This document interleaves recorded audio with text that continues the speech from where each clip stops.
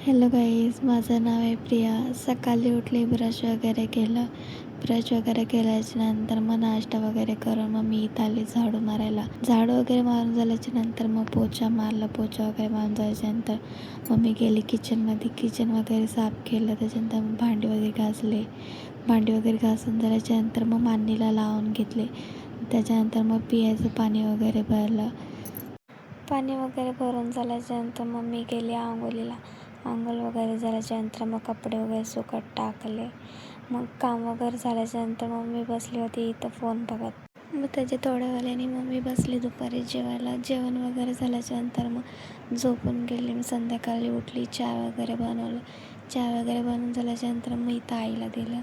मग बाहेर कपडे सुकत टाकले होते, तेच जाऊन घेऊन आले. पाऊस पडला म्हणून कपडे सुकले नाही म्हणून रिटर्न घरात सुकत टाकले. तर असं केलं माझा आजचा दिवस. Bye guys.